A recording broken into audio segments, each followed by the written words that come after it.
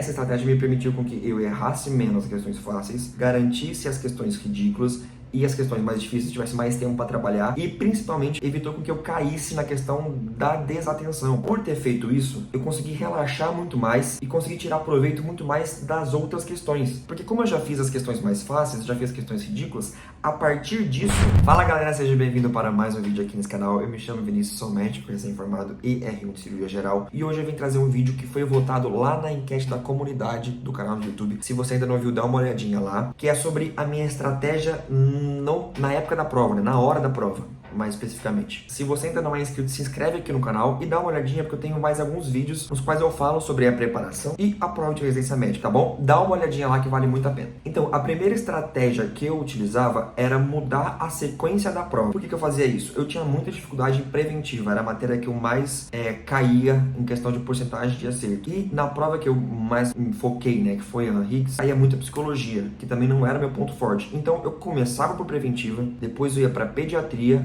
para ginecologia e obstetrícia, para clínica médica e, por último, cirurgia geral, que era o meu mais forte, era onde eu geralmente mandava melhor na prova, tá bom? Então, a primeira coisa que eu fazia era mudar a ordem da prova na hora que eu fosse fazer. A segunda estratégia que eu utilizava era começar pelas questões ridículas. E eu não tô falando de questão fácil, aquelas questões que são quase dadas para você, somente para quem faz sozinho, para quem faz a Higgs, aquelas questões que tem perguntas mais diretas. Isso é ótimo, porque você garante as perguntas fáceis que você não pode perder. Então, mesmo as que tinham um texto um pouquinho maior, eu voltava para ler o final do texto e a pergunta que eles faziam. Se eu visse que era algo que eu sabia e que não iria exigir muito raciocínio em cima disso, eu já fazia. Se não, eu tinha duas opções que eu vou falar no próximo passo. E isso eu fazia passando pela prova inteira. O terceiro passo é, depois que eu fiz todas as questões ridículas, aquelas assim que você bate o olho e você sabe, eu ia pro banheiro. Eu pedia para ir ao banheiro, eu ia tomar uma água, eu ia encher a garrafinha, relaxar a cabeça. Por quê?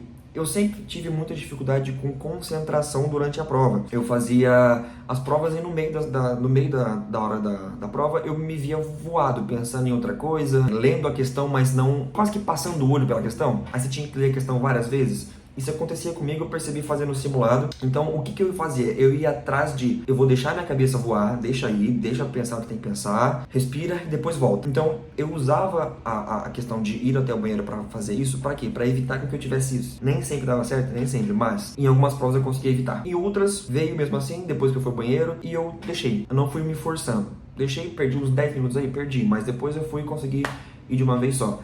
Isso eu acho que vale a pena. O próximo passo é, enquanto eu ia fazendo as questões que eu sabia, as questões que eu tinha dificuldade, que eu sabia que eu teria que pegar um tempo e ficar pensando em cima delas, eu marcava com uma bolinha. E as questões que eu não sabia absolutamente nada, que eu olhava e falava assim, cara, o que ele tá pedindo aqui? Eu marcava com um quadrado. Eu passava o olho de novo e ia marcando. Isso aqui tem que pensar muito, isso aqui eu não faço ideia, quadrado. Isso aqui eu vou pensar depois e eu passando o olho de novo pela prova. De novo naquela sequência que eu falei na primeira estratégia. Depois de fazer isso, eu ia para as questões que eu marquei com um círculo. E o que isso me permitiu? Por ter feito isso, eu consegui relaxar muito mais e consegui tirar proveito muito mais das outras questões. Porque como eu já fiz as questões mais fáceis, já fiz as questões ridículas, a partir disso, o que viesse pra mim estava muito bom. Então eu comecei a fazer as questões que eu tinha um pouco mais de dificuldade, mas sabia o que era. Então eu ia lá, questão que tinha um texto muito longo, questão que tinha pegadinha. Essa estratégia que eu falei evita com que você caia em pegadinha, lógico.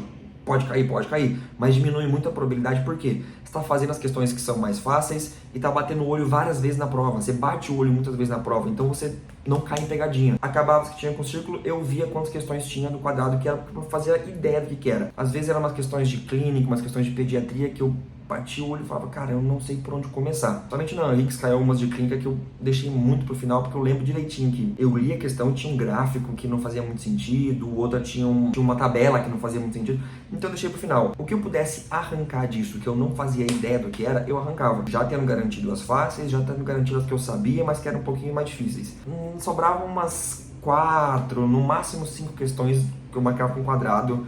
Nas provas, por exemplo, do Einstein, sobrou 5, 6 questões. Na prova da Higgs foram 3, 4 questões. Umas de cirurgia, umas de clínica, 2 de clínica e acho que uma de GO. Mas enfim, o quadrado eu fazia pro final, porque era o que eu não sabia. Essa estratégia me permitiu com que eu errasse menos as questões fáceis, garantisse as questões ridículas e as questões mais difíceis tivesse mais tempo para trabalhar e principalmente evitou com que eu caísse na questão da desatenção, que foi algo que me perseguiu a preparação toda, que era algo que me pegava muito. Bom, por esse vídeo é só. Se você gostou, deixa o like aqui embaixo, comenta aqui qual estratégia que você usou e se você usou alguma estratégia parecida também comenta aqui embaixo, tá bom? Obrigado, tamo junto, valeu.